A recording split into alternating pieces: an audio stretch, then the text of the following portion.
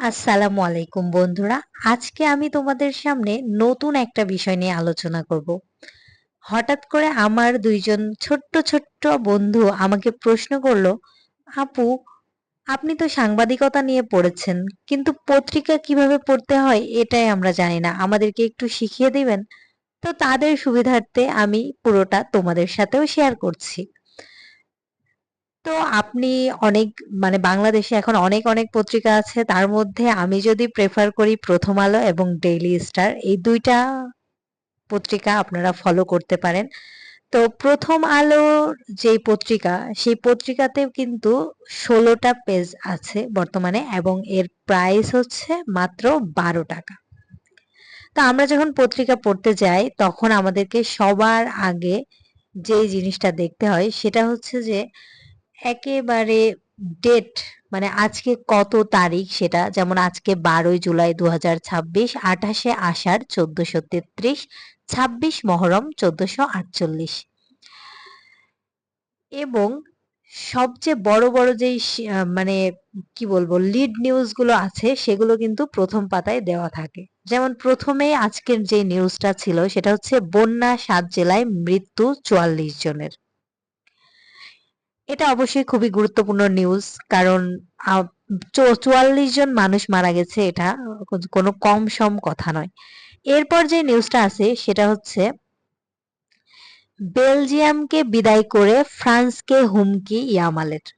অর্থাৎ আমরা জানি যে এবার হচ্ছে আ স্পেন অনেক ভালো খেলছে বিশ্বকাপে অ্যান্ড এবার বেলজিয়াম কি করছে আ এবার হচ্ছে স্পেন বেলজিয়ামকে বিদায় করছে, পরাজিত করছে এবং ফ্রান্সের সাথে হয়তো তাদের খেলা হবে সেটা নিয়ে এখানে নিউজ করা হয়েছে।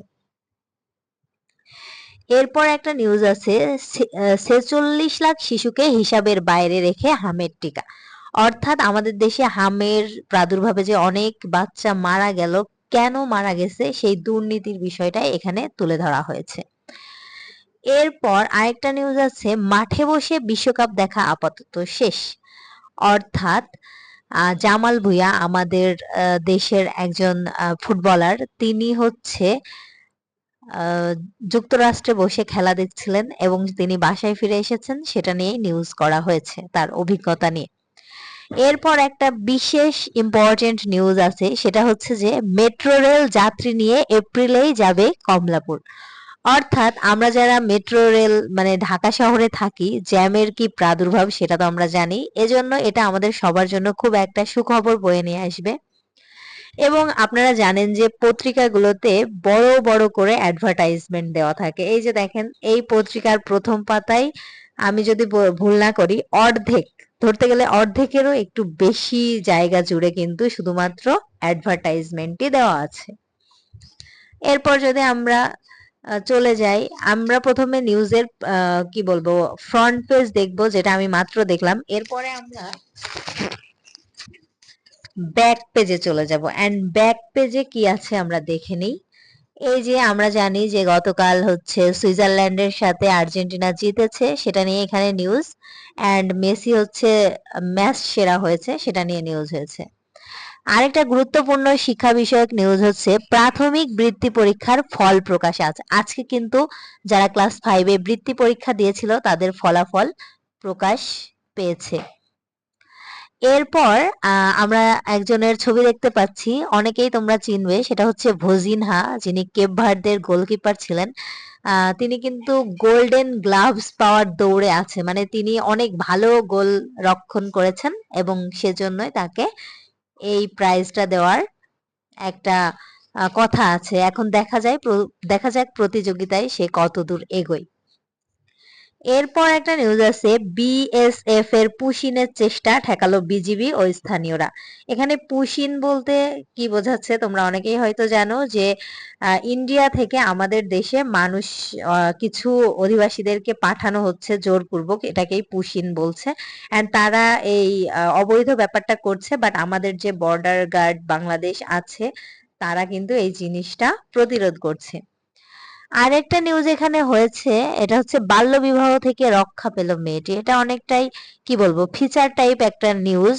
কুমিল্লায় কোনো একটা মেয়ে বাল্য বিবাহ থেকে রেহাই পেয়েছে, সেটা নিয়েই নিউজ করা হয়েছে।